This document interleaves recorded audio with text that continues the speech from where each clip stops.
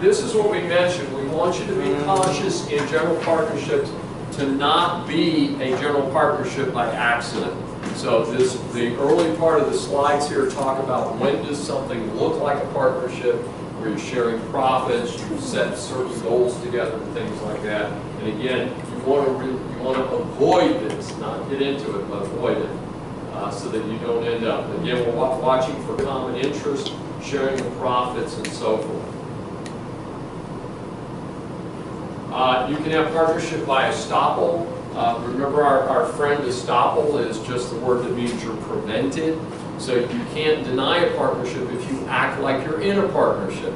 Another reason where by setting up LLCs and doing business in writing with LLCs or clear-cut independent contractor agreements, you can avoid being seen as a partner. But in dealing with the public, you need to be clear who's doing what and through what entity, so you don't back into an appearance of a partnership that you didn't intend. So it's a very important thing to be careful about. One of the things I see is keep in mind that names are important in business operations. If you are a LLC or an Inc., you certainly want to assert that all the time. Also, if you are the president of an Inc. or the managing partner of an LLC, when you sign documents on behalf of the organization, you want to make sure you sign correctly. You don't sign John Jones, you sign John Jones, president of the corporation, or John Jones, managing member of the LLC. You make it clear you are acting in your official capacity. Okay. So, an important concept. And again, you want to always distinguish your actions in that fashion.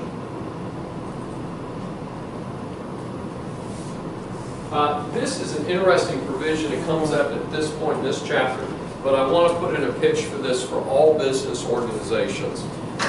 The reality is, just as I mentioned, the three-man partnership or LLC that I mentioned a few minutes ago, is things don't last forever. So one of the best ways to preserve your business long-term and avoid very expensive legal battles is a buy-sell agreement done at the beginning of the relationship. And again, it's here in the general partnership chapter, but this could be in every chapter. It's the same concept. And so you put in a formula for calculating value. I saw an LLC that was saved because of the buy-sell agreement. And I, again, just got lucky. I represented the surviving owner. But it was another three persons, two women and a man. One of the women, I represented their business, she and her husband. Their business went great guns. They did really, really well. And she said, I don't really need to be a member in this LLC. So she puts her 1/3 share up for sale. The man in that agreement buys that 1/3. The woman, the remaining woman did not offer to buy it, did not take it. So under the buy-sell, the man bought all of it. So he now owns 2/3. The remaining member owns 1/3. And he's in charge. And that's exactly what happened. So they had some problems with the woman who remained as an owner.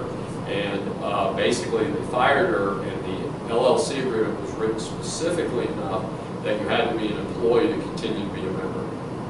So when they fired her, they forced the buy-sell, and they brought me in to help handle the actual closing of the second buyout. So I still represent the man who now owns 100% of the LLC.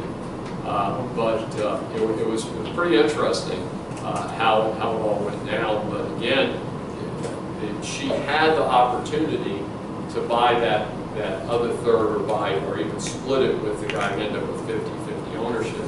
And when she passed on it, she basically laid out the groundwork for being replaced in the business. So it was a pretty interesting result. But again, we want you to think about these things, because things, again, don't last forever.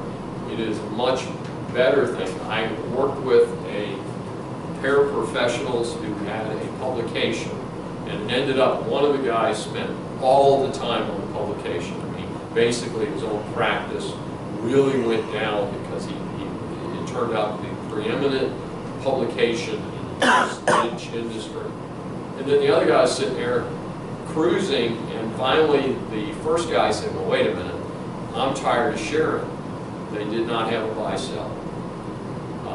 They ended up in court over, a long-running battle. And it was so funny because the guy who wasn't helping, who wanted to exercise his ownership share, his objective was to get enough money to put his kid through Harvard.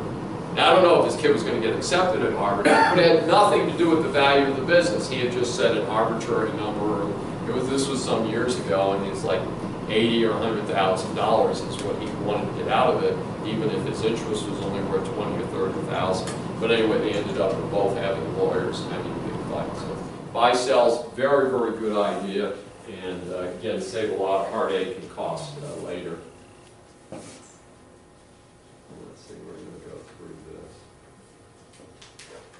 Keep in mind that in a general partnership, and this is true of most of the other forms of business, if you're an officer of a corporation, if you're a member of an LLC, you have a fiduciary responsibility to the others in that organization, again, whether it's called a partnership or one of the other forms. Now, if you're simply a shareholder of a corporation, you have no duty. You really don't. You are strictly an owner of a share or group of shares of stock. Unless you also do business with the corporation or you're also an officer, if you're strictly a shareholder, you have no duties beyond that. So when we talk about this, we're talking about this with regard to other situations, again, officers or directors of the corporation, or members of an LLC, or partners in a general partnership.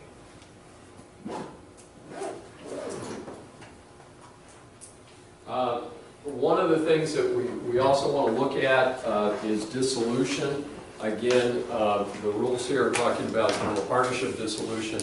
It's a good idea to have some semblance of this. However, if you have a good arrangement, a lot of times you can finesse this in the buy-sell agreement. If you have a good buy-sell, it may include the fact that none of us want to be here anymore and all that. I've been involved with two multi-member LLCs that did not make it, and in both cases what we did is we found one of the people who was willing to take it back, and everybody else basically for no money assigned the interest back to the person who was kind of the key person in the LLC.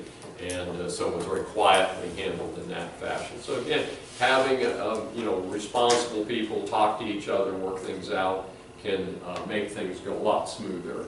But again, it's best to have a system and an agreement on dissolution. The biggest issue on dissolution is, what do you think? And again, any of these business forms, what's the biggest issue on dissolution? Capital, yeah, it's losses.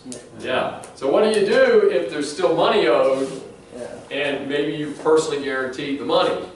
Because again, as small businesses, startup businesses, a lot of times personal guarantees are required. So it's fine to say, oh, we're going to shut the corporation down, and say, well, wait a minute, I guarantee the lease. Well, wait a minute, I guarantee the bank loan. So you need to have a clear-cut agreement, because a lot of times, unfortunately, if a business venture is unsuccessful, there is some leftover debt out there, and you need to have an agreement in advance as to how people are going to pay off that debt. So. Unlimited joint and several liability. Unlimited joint and several liability. Bankers love that, don't you? Make sure you get paid by the bank, no matter what.